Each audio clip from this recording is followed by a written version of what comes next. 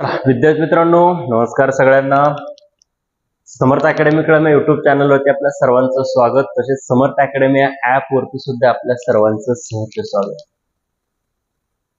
कारण आपण आता अभ्यास कशाचा करणार आहोत, तर तो अभ्यास आपला पहिलं 5वं प्रकरण चालू आहे आणि या प्रकरणाचा अभ्यास करत असताना आपल्याला काही गोष्टी प्रकरण नंबर 5 अणूचे अंतरंग. याच्या अगोदर आपण कालच्या लेक्चरमध्ये धाराविद्युत आणि चुंबकत्वाचा अभ्यास केला. नेमकं धाराविद्युत म्हणजे काय, नेमकं चुंबकत्व म्हणजे काय, धाराविद्युतचा विभवांतर काय असतं, विद्युत प्रवाह काय आहे, विभवांतराचं एकक काय आहे, विद्युत प्रवाहाचं एकक काय आहे, कुलोम प्रति सेकंद काय, एम्पियर म्हणजे काय आहे, बरोबर आहे, प्रति सेकंद म्हणजे काय आहे, प्रोटॉन म्हणजे काय, न्यूट्रॉन म्हणजे काय, ते आता आपल्याला या ठिकाणी पाहायचं. मित्रांनो, आपल्याला अणू आणि अणूच्या तरंगामध्ये नेमका अभ्यास कशाचा करायचा, तर सगळ्यात सुरुवातीला द्रव्य हे म्हणजे काय असतं, कन्सेप्ट समजून घ्या. याच्यामध्ये द्रव्य हे जरी एक शब्द असला तरी द्रव हा सुद्धा त्याच्यासारखाच आहे, द्रव्य हा सुद्धा त्याच्यासारखाच आहे, द्रावण हा सुद्धा त्याच्यासारखाच आहे आणि द्रावक हा सुद्धा शब्द त्याच्यासारखाच आहे. ही जरी शब्द सारखे असले तरी याच्यामध्ये आपल्याला फरक असताना दिसून येतो आणि तो नेमका फरक काय हेच आपल्याला समजून घ्यायचं. मग मित्रांनो बघा, द्रव्य रेणूचे बनलेले असते, मान्य, काहीच फरक नाही, काही अडचण नाही आपल्याला. द्रव्य कशापासून बनलेले आहेत, रेणूपासून बनले आहेत. पण तत्पूर्वी रेणूच कशापासून बनला हे पण समजून घेणं गरजेचं आहे आपल्याला. मग याच्यामध्ये रेणू हा अणूपासून बनलेला आहे, मान्य का? बघा, रेणू हा कशापासून बनलेला आहे, अणू. मग अणू म्हणजे काय, तर अणू म्हणजे द्रव्याचा लहानात लहान कण म्हणजे अणू. काय म्हणलं, समजलं का? बघा, द्रव्याचा लहानात लहान कण म्हणजे अणू. मग याच्यामध्ये बघा, अणू हे द्रव्याचे सर्वात लहान कण असतात किंवा लहान एकक आहे. मग आपल्याला बघायचं काय, याच्यामध्ये सर्व भौतिक व रासायनिक बदलांमध्ये आपली रासायनिक ओळख कायम राखणारा मूलद्रव्याचा लहानात लहान कण म्हणजेच काय, अणू. म्हणजे शेवटच्या टोकापर्यंत जरी आपण त्या अणूला कापत गेलो तरी शेवटच्या टोकापर्यंत तो आपलं अस्तित्व तसंच कायम ठेवतं, त्याला म्हणायचं अणू. मग या अणूचा अभ्यास करत असताना आपल्याला नेमकं काय, तर याच्यामध्ये वेगवेगळ्या संशोधकांनी काय केलं, रेणू आहे, रेणू हे अणूच्या संयोगाने तयार केले जातात. म्हणजेच रेणू म्हणजे काय, समजा हा अणू आहे, हा अणू आहे, हा अणू आहे आणि हा अणू, तर या चारीला मिळून आपण म्हणतो रेणू. म्हणजे 4 अणूंपासून इथं आपण तयार काय केलं रे बाबांनो, रेणू तयार केला. मग आता याच्यामध्ये बघा, सेम तीच कंडिशन, रासायनिक संयोगात भाग घेणारा मूलद्रव्याचा लहानात लहान कण, रासायनिक संयोगामध्ये भाग घेणारा मूलद्रव्याचा, ही 4 झाले अणू, पण 4 अणूपासून आपण तयार काय केला, रेणू. म्हणून लक्षात ठेवायचं ही द्रव्य ज्या अविभाज्य कणांनी बनलेले आहे, परत एकदा काय म्हणलं, ते द्रव्य ज्या अविभाज्य कणांनी बनलेले असते त्यांना परमाणू म्हणतात. आता म्हणजेच परमाणू म्हणजे लहानात लहान कण, आणि हे परमाणू नाव, हे परीक्षेत प्रश्न आपल्याला असा येईल, अणूला परमाणू हे नाव कोणी दिलं, तर उत्तर असेल अणूला परमाणू हे नाव महर्षी कणाद मुनी यांनी दिलं.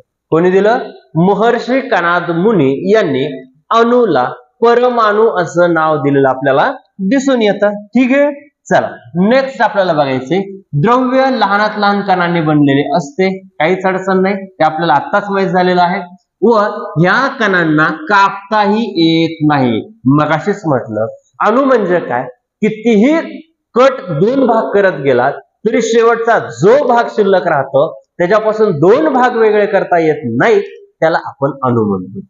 मग अणू शेवटच्या स्टेज पर्यंत आपलं मूल अस्तित्व सोडत नाही, त्याला आपण म्हणतो अणू. द्रव्याच्या लहानात लहान कणाला अणू म्हणतात. हे नाव कोणी म्हटलं, तो संशोधक किंवा तो वैज्ञानिक होता डेमोक्राटिस. आणि या डेमोक्रेटिसनं अणूला ऍटम असं नाव दिलं, जे ग्रीक भाषेत ऍटमॉस म्हणजेच कापता न येणारा. महर्षी कनाद यांनी अणूला काय नाव दिलं? परमाणू. तर डेमोक्रेटिस यांनी अणूला काय नाव दिलं? ऍटम. ऍटम म्हणजे ग्रीक भाषेमध्ये तो कापता येत नाही, त्याला आपण म्हणायचं ऍटम. मग कापता न येणारा, म्हणून महर्षी कनाद पण नाव लक्षात ठेवणं गरजेचं आहे आणि डेमोक्रेटिस हे सुद्धा नाव लक्षात ठेवणं आपल्याला गरजेचं आहे. त्यानंतर पुढे बघा, आता डाल्टननं आता ह्याच्यामध्ये काय काय केलं पहिलं आपण समजून घ्या. अणूचा अभ्यास भरपूर जणांनी केला, भरपूर जणांनी त्याच्यावरती संशोधन लावले, भरपूर जणांनी भविष्यवाणी त्याच्यावरती दिली गेली. पण याच्यामध्ये सगळ्यात सुरुवातीला जर आपण विचार केला तर आपण इथं सगळ्यात सुरुवातीला 1803 चा विचार करता 1803 मध्ये डाल्टन हा संशोधक आला. त्यानंतर 1904 मध्ये जवळपास बघा जे थॉम्सन या व्यक्तीनं आपल्याला संशोधन, थॉम्सन या व्यक्तीनं. त्यानंतर 1900 जवळपास 11च्या घरामध्ये रुदरफोर्ड नावाचा एक संशोधक येऊन गेला, रुदरफोर्ड. आणि 1914 मध्ये निल्स बोर नावाचा एक संशोधक होऊन गेला, निल्स बोर. म्हणजे सांगायचंय काय, वेगवेगळे अणूच्या अभ्यासासाठी वेगवेगळे संशोधक आले, पण या वेगवेगळ्या संशोधकांनी प्रत्येकाच्या पद्धतीने आपले आपले विचार मांडले गेले. आपल्या आपल्या अभ्यास करण्याच्या पद्धतीच्या संशोधकानुसार या पद्धतीनं अणू म्हणजे आता वेगवेगळ्या जणांनी वेगवेगळं सांगितलं. अणू हा कसा आहे? अणू हा केंद्रकामध्ये त्याचं वस्तुमान एकवटलेलं आहे. अणूच्या सभोवताली इलेक्ट्रॉन फिरत आहेत. अणू हा टरबुजासारखा आहे. अणू हा सूर्यमालेसारखा आहे, जी की सूर्याभोवती ज्या पद्धतीने तारे फिरतात, ग्रह फिरतात, त्याच पद्धतीने अणूच्या केंद्रकाभोवती इलेक्ट्रॉन फिरत असलेले दिसून येत आहेत. म्हणजे सांगायचं काय, व्यवस्थितपणे आपल्याला लक्षात असं ठेवता येईल. याच्यामध्ये आता द्रव्य, आता डाल्टननं काय म्हटलं आपण सगळ्या सुरुवातीला समजून घ्या. द्रव्य हे अणूचे बनलेले असते, मान्य. अणू हे अविभाजनीय व अनाशवंत असतात, हे पण बरोबर आहे, कारण अणू कधी शेवटपर्यंत कापला तरी त्याचं अस्तित्व सोडत नाही. एका मूलद्रव्याचे सर्व अणू एक समान असतात, ठीक आहे, काहीच प्रॉब्लेम नाही, कारण मूलद्रव्य जर एक असेल तर अणू सुद्धा आपल्याला त्याच पद्धतीचे असताना दिसून येतात. एका मूलद्रव्याचे अणू भिन्न असतात व त्याचे वस्तुमान भिन्न असते. काही बघा, एका मूलद्रव्याचे अणू भिन्न असतात व त्याचे वस्तुमान सुद्धा कसं असतं? भिन्न असतं. ही सुद्धा गोष्ट आपल्याला लक्षात ठेवावी लागणार आहे. त्यानंतर डाल्टन नंतर पुढचा येणारा जो व्यक्ती आहे त्या व्यक्तीचं नाव किंवा त्या वैज्ञानिकाचं नाव थॉम्सन. लक्षातच ठेवायचं.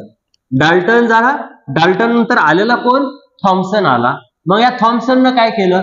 अणूच्या आत असलेल्या ऋणप्रभारित कणांचा शोध लावला. म्हणजेच परीक्षेमध्ये प्रश्न असा येईल, अणूमध्ये ऋणप्रभारित असणारा कोण? अणूमध्ये ऋणप्रभारित असणारा इलेक्ट्रॉन. मग परीक्षेमध्ये काय येईल तुम्हाला प्रश्न? इलेक्ट्रॉनचा शोध खालीलपैकी कोणी लावला? तर त्याचं उत्तर असेल इलेक्ट्रॉनचा शोध जे थॉम्सन यांनी लावला, बरोबर. मग थॉम्सनने प्रयोग करून दाखवून दिले की अणूच्या अंतरंगात असलेल्या ऋणप्रभारित कणांचे पट वस्तुमान हायड्रोजन अणूपेक्षा, बघा, हायड्रोजन पेक्षा 1800 पट कमी असते. कोण? या कणांना आपण इलेक्ट्रॉन म्हणतो. हायड्रोजनच्या 1800 पट कमी असणाऱ्या कणांना आपण काय म्हणतो रे?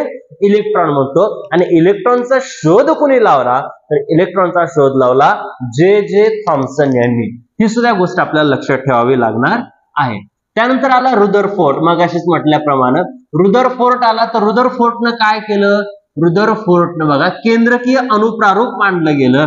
आणि ते कशा पद्धतीने मांडलं? तर रुदरफोर्डने केंद्रकीय अणुप्रारूपला काय 1911 साली मांडलं गेलेले. अर्नेस्ट रुदरफोर्ड यांनी त्यांच्या सुप्रसिद्ध विकीकरणाचा प्रयोग जो केला त्याच्यामध्ये अणूच्या अंतरंगाचा वेध घेतला आणि या अणूच्या केंद्रभागी धनप्रभारित केंद्रक असतात असे त्याने म्हटलं, बरोबर आहे. म्हणजे इलेक्ट्रॉन म्हणजे ऋणप्रभारित असतात असं कोण म्हटलं? जे थॉम्सन म्हटले. तर हे रुदरफोर्ड काय म्हणतात? तर याचं जे आहे वस्तुमान ते केंद्रकामध्ये सामावलेलं असतं आणि केंद्रकामध्ये पॉझिटिव्ह चार्ज असतो, म्हणजे धनप्रभारित असतो. म्हणून तर आपल्याला शिकायचं काय, धनप्रभारित कणांना आपण आपल्या भाषेमध्ये किंवा धनप्रभारित कणांना आपण काय म्हणतो, प्रोटॉन म्हणतात. तर ऋणप्रभारित कणांना आपण काय म्हणतो, इलेक्ट्रॉन म्हणतो. ही गोष्ट फक्त लक्षात ठेवावी लागेल. केंद्रकात अणूचे जवळजवळ सर्व वस्तुमान एकवटलेले असते, बरोबर आहे का. तर केंद्रकामध्ये आता एक लक्षात ठेवा, एक लक्षात आपल्याला असं ठेवता येईल की समजा वस्तुमानाचा किंवा आपल्याला अभ्यास करायचा झाला तर आपल्याला काय बघता येईल की याच्यामध्ये बघा, हे केंद्रक आहे. केंद्रकाचा अभ्यास करत असताना आपल्याला या ठिकाणी आपण काय म्हणू की कक्षा असतात. या कक्षाच्या माध्यमातूनच आपल्याला जवळपास हे इलेक्ट्रॉन स्वरूपण दिलेलं असतं. मग अणू म्हणजे काय, आता याच्यामध्ये केंद्रकामध्ये प्रोटॉन असतात आणि न्यूट्रॉन असतात. मगाशी आपण बघितलं की रुदरफोर्ड काय म्हटलं बाबा, केंद्रकामध्ये कोण असतो म्हटला, प्रोटॉन असतो. न्यूट्रॉन वरती कसलाही चार्जेस नसतो किंवा प्रभार कसलाच न्यूट्रॉन वरती नसतो.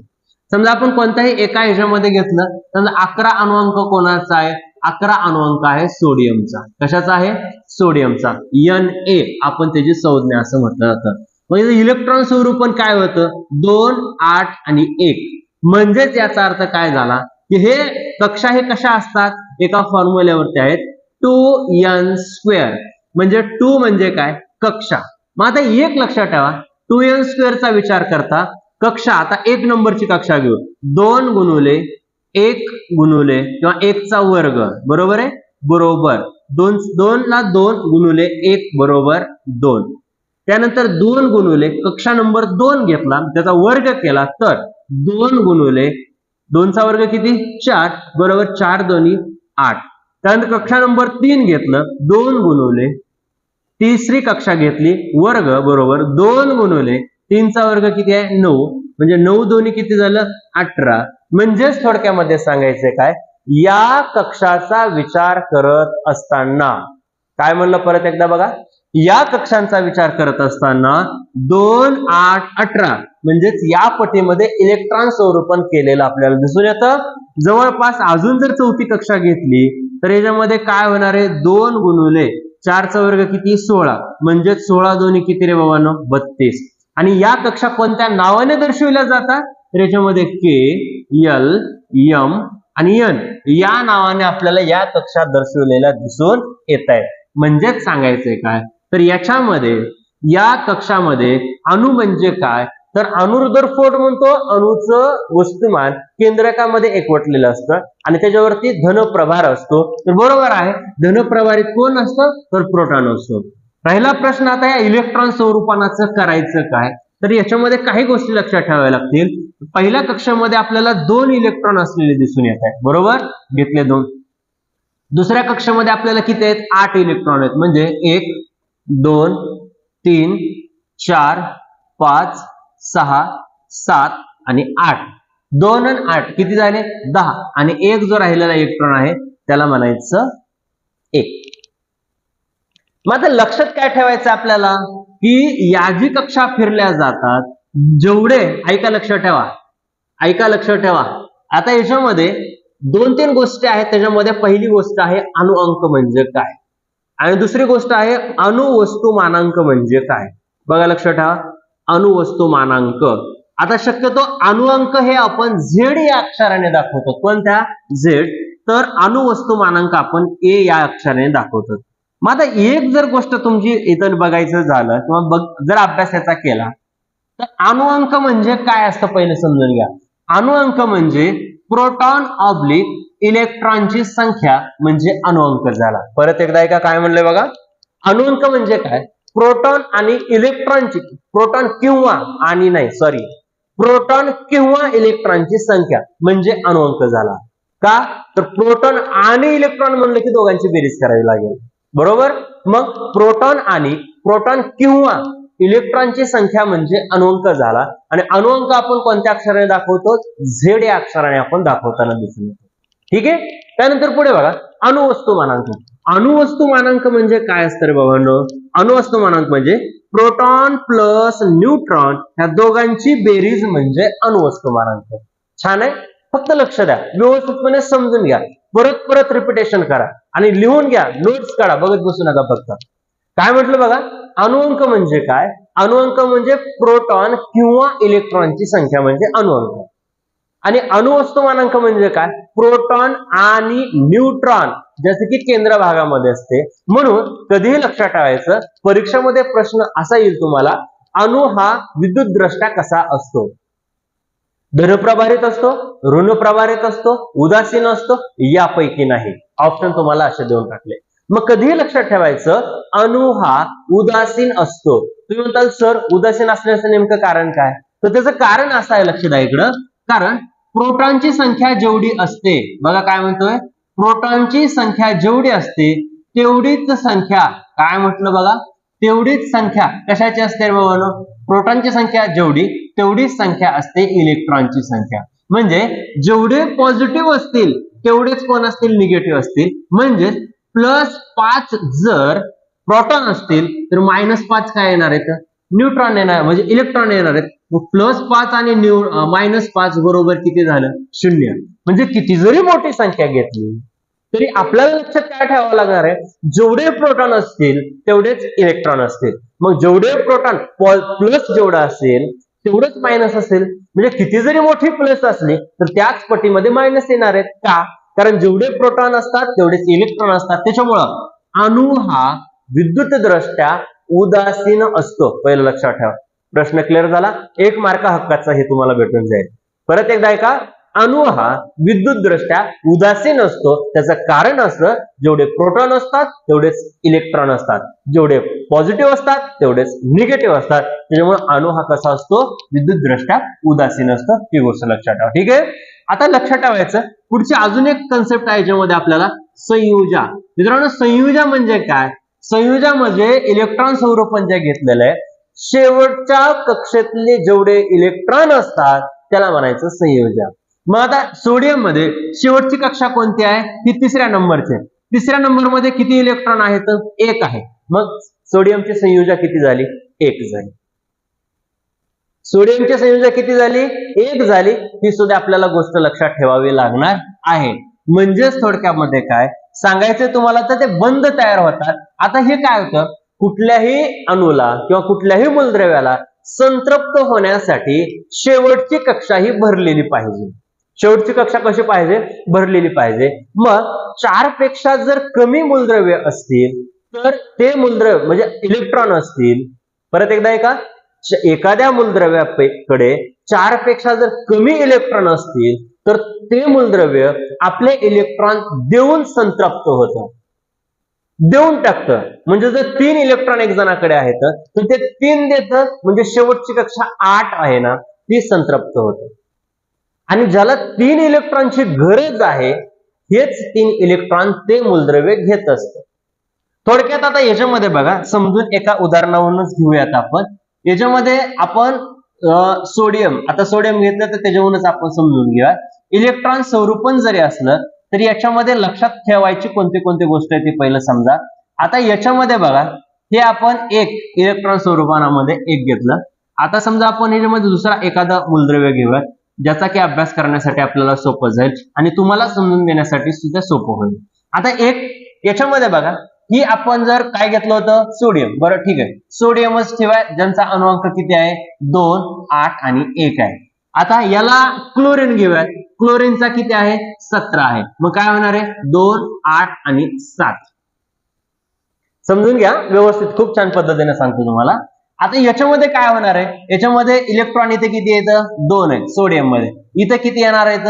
इथं येणार आहेत किती? 8 इलेक्ट्रॉन इथं येणार आहेत. बरोबर आहे. ही या पद्धतीनं 8 इलेक्ट्रॉन. आणि शेवटच्या कक्षामध्ये किती इलेक्ट्रॉन येतं? एकच इलेक्ट्रॉन आहे. बरोबर. आता क्लोरीन झालं. क्लोरीनचं इलेक्ट्रॉन स्वरूपण काय? 2, 8 आणि 7. याच्यामध्ये 2 पहिल्यांदा घेतले. दुसऱ्या कक्षेमध्ये आपण किती घेतले? दुसऱ्या कक्षेमध्ये आपण 8 घेतले. 8 या पद्धतीने घेतले. आणि तिसऱ्या कक्षेमध्ये आता किती आहेत? तिथं 7 आहेत. 1, 2, 3, 4, 5, 6 आणि 7. ओके, हे झालं. आता बघा, हे क्लोरीनचं इलेक्ट्रॉन स्वरूपण केलं आणि इथं आपण सोडियमचं केलं. आता लक्षात ठेवायचं आपल्याला काय, की बाबा याच्या शेवटच्या कक्षामध्ये सोडियमच्या किती इलेक्ट्रॉन आहेत? 1 आहे. मग ह्याला 1 द्यायला बरं आहे का 7 घ्यायला सोपं आहे? सोपं कोणती गोष्ट आहे याच्याकडे, कारण ह्याला 7 घ्यायचं म्हणलं ह्याला जड जाणार आहे, ह्याला 7 कोणच देणार नाही. मग हे काय करणार आहे की एक इलेक्ट्रॉनच आपला दुसऱ्याला देऊन टाकणार, आणि जर एक इलेक्ट्रॉन दुसऱ्याला दिला तर ह्याच्याकडे शेवटच्या कक्षामध्ये राहणारे इलेक्ट्रॉन किती आहेत, 8 आहे. म्हणजे ह्याची शेवटची कक्षा कशी झाली, संतृप्त झाली. आणि कोणतंही मूलद्रव्य आपली म्हणजे शेवटची कक्षा ही म्हणजे संतृप्त होण्याचा प्रयत्न करत असतो. त्याच्यामुळे आता इकडे बघा, ह्याच्याकडे शेवटच्या कक्षामध्ये किती आहेत, 7 इलेक्ट्रॉन आहेत. मग आता 7, आणि आपल्या कुठल्याही मूलद्रव्याला जर आपली कक्षा पूर्ण करायची असेल तर लास्टला किती जनरली 8 लागतात. मग हे काय करल, हे सोडियम काय करल, हे सोडियम क्लोरीनला आपलं काय करेल, 1 इलेक्ट्रॉन देऊन टाकल. म्हणून हा 1 इलेक्ट्रॉन जर इथं झाला तर हा संतृप्त झाला, आणि हा पण देऊन संतृप्त झाला, आणि हा घेऊन संतृप्त झाला. देणारा दाता असतो, म्हणजे देणारा हा चार्ज त्याच्यावरती पॉझिटिव्ह असतो, आणि घेणाऱ्यावरती चार्ज हा निगेटिव्ह असतो. म्हणजे सोडियम हे धनको झालं, धनको, तर क्लोरीन हे काय झालं, ऋणको झालं, ऋणको. येत्या का लक्षात परत एकदा बघा व्यवस्थित. म्हणजे कुठल्याही मूलद्रव्याला एकमेव शेवटचं आपल्या पिरियोडिक टेबलला हेनरी मोसले असतील, आधुनिक आवर्त सारणीमध्ये शेवटची कक्षा जे गण जो आहे, गण शेवटचा गण जो आहे, त्या गणामधले जेवढे मूलद्रव्य आहेत ते मूलद्रव्य हे शेवटच्या कक्षेमध्ये पूर्ण असणारे आहेत. म्हणून त्यांना आपण राजवायू म्हणतो. काय म्हणतो त्यांना, राजवायू. त्या गोष्टी सुद्धा लक्षात ठेवायला. संक्रामक मूलद्रव्य काय, आंतरसंक्रामक मूलद्रव्य काय आहेत, बरोबर आहे, आवर्तन काय असतात, गण काय असतात, परत लॅक्टिनाइट, ऍटिनाइट काय आहे, त्याच्यामध्ये कॉलम केलेले आहेत तर ते कशा पद्धतीने केले आहेत, अणुअंकाच्या चढत्या क्रमाने केले का अणुवस्तुमानांकाच्या चढत्या क्रमाने केले आहेत. ही सुद्धा गोष्ट आपल्याला पुढच्या काही भागामध्ये आपल्याला ही शिकायची आहे. तत्पूर्वी फक्त या गोष्टी या ठिकाणी अशा पद्धतीने थोडक्यामध्ये लक्षात ठेवता तुम्हाला येतील. म्हणून केंद्रकात अणूच्या जवळजवळ वस्तुमान एकवटले असते. केंद्रकाभोवती इलेक्ट्रॉन ऋण प्रभारित कण फिरतात, आत्ताच आपण बघितलं, आणि ते काय करतात रे, परिभ्रमण करतात. म्हणून तो तुम्हाला मगाशी म्हटलं ना, काय म्हटलं, सूर्यमाला ज्या पद्धतीने त्या पद्धतीनं अणू असतात. म्हणजे सूर्यमालेमध्ये ग्रह ज्या पद्धतीने पृथ्वीच्या भोवती फिरत असतात त्याच पद्धतीने केंद्रकाभोवती इलेक्ट्रॉन फिरत असलेले आपल्याला या ठिकाणी दिसून येतात. ठीक आहे. परिभ्रमण करणारे इलेक्ट्रॉन व अणु केंद्रक यांच्यामध्ये दरम्यान एक पोकळी निर्माण झालेली असते. काय झालेली असते, पोकळी निर्माण झालेली असते. म्हणजेच काय, कशी पद्धतीची पोकळी, आता पाहिलं त्या पद्धती, म्हणजे ही या दरम्यान ही पोकळी निर्माण आहे, या दरम्यान ही पोकळी निर्माण आहे. म्हणजे ह्या जी काय पोकळ्या निर्माण झालेल्या असतात त्या पोकळ्या, त्याला पोकळी असे आपण म्हणतो. ही गोष्ट फक्त या ठिकाणी लक्षात ठेवा. ठीक आहे. त्यानंतर आपल्याला पुढचं बघायचंय. बघा काय बघितलं पहिल्यांदा, 1803 मध्ये कोण आला, पहिल्यांदा डाल्टन आला. डाल्टननं अणू कसा आहे सांगितलं. त्यानंतर डेमोक्रेटिसनं काय त्याला नाव दिलं. त्यानंतर बघा नावं दिलेले, महर्षी कणादनं अणूला काय नाव दिलं, ह्या सुद्धा गोष्टी लक्षात ठेवा. डाल्टन नंतर कोण आलेला आहे, रुदरफोर्ड आला, किंवा रुदरफोर्ड नंतर परत कोण आला, निल्स बोर आला. मध्ये त्या रुदरफोर्डच्या अगोदर जे थॉम्सन येऊन गेला, त्यांनी अणू कसा आहे सांगितलं, विरुद्ध म्हणजे कोण फिरतं सोबत ती सांगितलं. म्हणून बोरनं काय केलं, आता 1913 मध्ये निल्स बोरनं काय केलं, अणूच्या केंद्रकाभोवती परिभ्रमण करणारे विशिष्ट केंद्रकापासून असणाऱ्या समकेंद्री वर्तुळाकार कक्षामध्ये असतात. वर्तुळाकार कक्षामध्ये असतात. समकेंद्री म्हणजे सारख्याच अंतरावरती फिरायलेले असतात. विशिष्ट कक्षात असताना इलेक्ट्रॉनची ऊर्जा स्थिर राहते. जर त्या एकाच कक्षामध्ये असतील तर ऊर्जा कशी राहते, स्थिर राहताना आपल्याला या ठिकाणी दिसून येते. मात्र अणुसंरचनेविषयी सर्वसामान्य झालेली मूलभूत तत्वे काय आहेत, अणूची संरचना केंद्रक व केंद्रकाबाहेरील भाग यांचा मिळून बनलेला असतो. काय बनलेला आहे, 3 प्रकारच्या अवकवनांचा याच्यामध्ये समावेश असतो. त्याच्यामध्ये पहिला प्रकार आहे केंद्रक. केंद्रकामध्ये अणूचे केंद्रक हे कसे असते रे, धनप्रभारित. परीक्षेत येईलच तुम्हाला. काय म्हटलं जातं, अणूचे केंद्रक हे कसे असतात, तर अणूचे केंद्रक हे कसे असतात, धनप्रभारित असतात. ते असण्याचं कारण काय, तर अणूच्या केंद्रकामध्ये कोण असतं, पॉझिटिव्ह वाला प्रोटॉन असतो. कोण असतो, प्रोटॉन असतो. सर्व वस्तुमान केंद्रकामध्ये एकवटलेले असते. बरोबर आहे. केंद्रकामध्ये 2 प्रकारचे अवकण असतात. त्याच्यामध्ये न्यूक्लियॉन म्हणतात. आता न्यूक्लियॉन म्हणजे कोण, इकडे बघा, प्रोटॉन आणि न्यूट्रॉन. लक्षातच ठेवायचं, केंद्रकामध्ये प्रोटॉन आणि न्यूट्रॉन असतात, आणि या दोघांना मिळून काय म्हटलं जातं, तर म्हटलं जातं न्यूक्लियॉन. नाव लक्षात ठेवा व्यवस्थित. न्यूक्लियॉन परीक्षेमध्ये येईल. न्यूक्लियॉन म्हणजे काय रे? न्यूक्लियॉन म्हणजे प्रोटॉन आणि न्यूट्रॉन या दोघांना मिळून न्यूक्लिऑन म्हटलं जातं आणि हे अणुच्या केंद्रकामध्ये असतात. क्लिअर आहे का मुद्दा बघा? अणुच्या कुठं असतात? हे केंद्रकामध्ये असलेलं आपल्याला या ठिकाणी काय होतं? दिसून येतं. न्यूक्लिऑन. प्रोटॉन आलंच तुम्हाला. अणुच्या केंद्रात प्रोटॉन म्हणजे त्या मूलद्रव्याचा अणुअंक असून तो कोणत्या अक्षराने? मगाशी सांगितलं प्रोटॉन हे झेड अक्षराने म्हणजे सॉरी अणु अंक हा कशाने दाखवला जातो? झेड अक्षराने दाखवला जातो. आणि प्रोटॉनची संख्या म्हणजेच काय? अणु अंक. ही पण लक्षात ठेवा. इथं फक्त एक आहे. प्रोटॉनची संख्या म्हणजेच अणु अंक. मग असंही म्हणता येईल का रे न्यूट्रॉनची संख्या म्हणजेच अणु अंक? 100% बरोबर आहे. मग असं म्हणता येईल का प्रोटॉन किंवा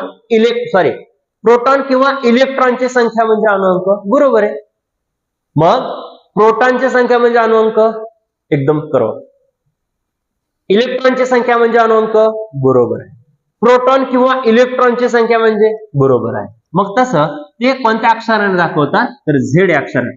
एका प्रोटॉनचे वस्तुमान 1 युनिफिल्ड मास असते.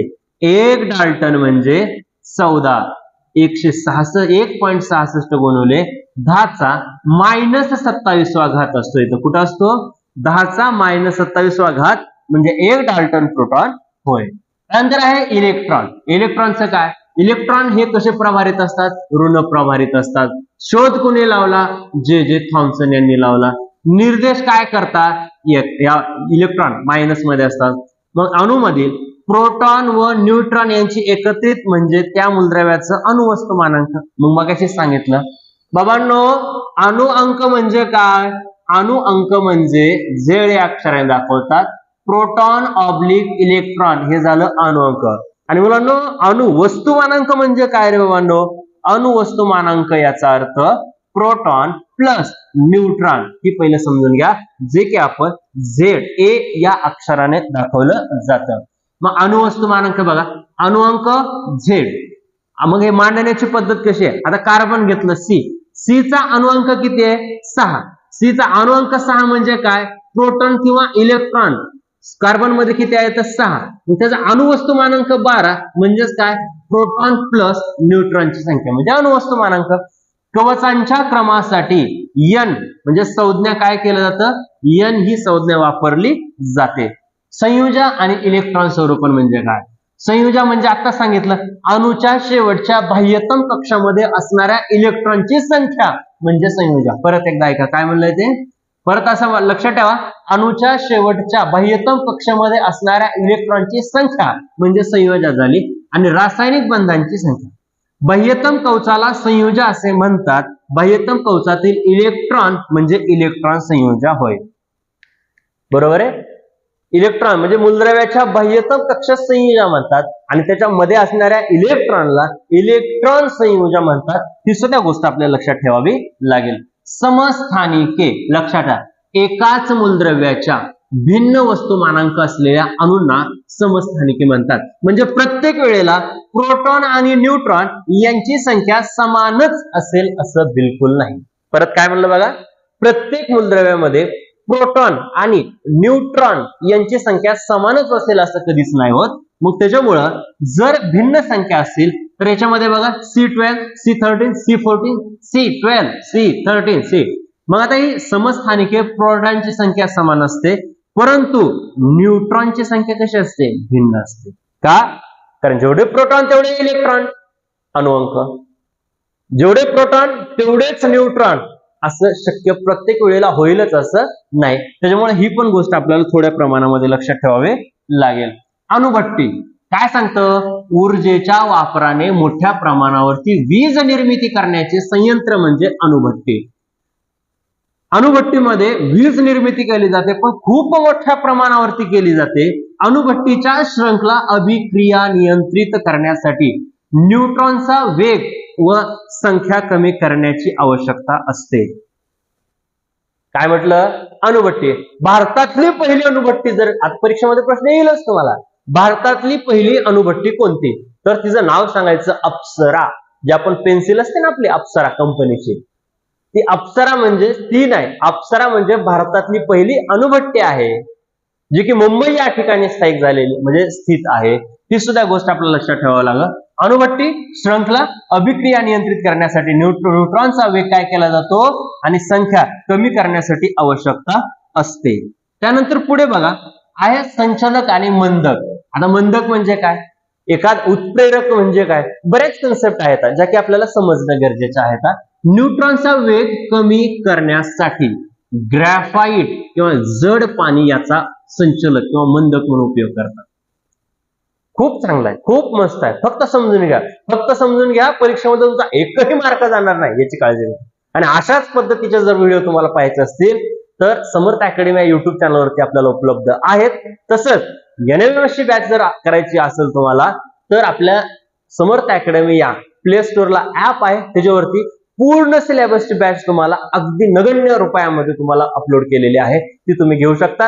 वाटलंच तर या ऍपची लिंक डिस्क्रिप्शन बॉक्स मध्ये तुम्हाला देण्यात येईल. ठीक आहे, चला मग काय म्हटलं, न्यूट्रॉनचा वेग कमी करण्यासाठी काय केलं जातं, ग्रॅफाइट किंवा जड पाणी D2O याचा वापर केला जातो. काय म्हणून, संचलक किंवा मंदक. मंदक म्हणजे काय आहे ती स्पीड कमी करणं म्हणून वापर केला जातो. नियंत्रक म्हणजे नियंत्रण ठेवणे, न्यूट्रॉन शोषून घेऊन त्याची संख्या कमी करण्यासाठी बोरॉन, कॅडमियम, बेरिलियम इत्यादीच्या कांड्या नियंत्रक म्हणून वापरतात. नियंत्रक म्हणजे काय, तुझं गाडी स्पीड मध्ये चालायला लागली, आपल्याला जर गाडी थांबवायची असेल तर आपण कशाची मदत घेतो, तर आपण ब्रेकचा सहारा घेतो. मग ब्रेकच्या सहाय्याने काय होते, ती स्पीड मध्ये असलेली गाडी थांबते. सेम तीच पद्धत आहे. न्यूट्रॉन्स म्हणजे काय, जर एकदम त्याच्यावरती न्यूट्रॉन शोषून घेऊन जर त्याची क्षमता जर आपल्याला कमी करायची असेल तर त्याच्यामध्ये आपण बोरॉन, कॅडमियम आणि बेरिलियमच्या कांड्या वापरताना आपल्याला या ठिकाणी काय होतं रे दिसून येताना लक्षात येतं. आता बघा या ठिकाणी काय म्हटलं आपण, एकूण भारतामध्ये सध्याच्या घडीला 22, आता ते वाढलेल्या सुद्धा असू शकतात. भारतामध्ये सध्याच्या घडीला किती 22 अणुभट्ट्या आहेत कार्यान्वित आहेत. त्याच्यामध्ये अप्सरा ही मुंबईच्या भाभा अणुसंशोधन केंद्रामध्ये डॉक्टर होमी भाभा, लक्षात ठेवा 4 ऑगस्ट 1956 तारखेसहित लक्षात ठेवा. 4 ऑगस्ट 1956 ला अप्सरा नावाची अणुभट्टी मुंबई या ठिकाणी स्थायिक झालेली आपल्या स्थित आहे दिसून येतं. आणि ही अणुभट्टी भारतातली पहिली अणुभट्टी आहे, ही सुद्धा गोष्ट आपण समजून घ्यावा लागेल. मग अप्सरा सारख्या सिरियस आहे, जर्लिन आहे, अशा भरपूर ध्रुव आहे, कल्पक कमी असणारे अशा भरपूर अणुभट्ट्या भारतामध्ये आहेत. आणि या अणुभट्ट्याच्या माध्यमातून अणुविद्युत प्रकल्प सुद्धा चालवले जातात, बरोबर आहे. आणि याचा वापर आपण अणुबॉम्ब निर्मितीसाठी, त्यानंतर याचा वापर आपण वीज निर्मितीसाठी भरपूर मोठ्या प्रमाणावरती केलेला आपल्याला या ठिकाणी दिसून येतो. ठीक आहे, म्हणजे या पद्धतीने आपल्याला लक्षात ठेवणं सुद्धा गरजेचं आहे. तर मित्रांनो, या पद्धतीने आपल्याला आपल्या प्रकरणाबद्दल अभ्यास करता येईल. याच पद्धतीचे व्हिडिओ पाहण्यासाठी तुम्हाला समर्थ अकॅडमी कळम युट्यूब चॅनलला सबस्क्राईब करावं लागेल. आणि NMMS ची बॅच आपल्याला आपल्या प्ले स्टोअरला उपलब्ध आहे, याची लिंक आपण या डिस्क्रिप्शन बॉक्स मध्ये देत आहे. ज्यांना शक्य आहे त्यांनी ती बॅच घ्या आणि पूर्ण सिलेबस NMMS तुम्ही कंप्लीट करू शकता. ठीक आहे, तर याच ठिकाणी आपण थांबूयात. सर्वांना धन्यवाद.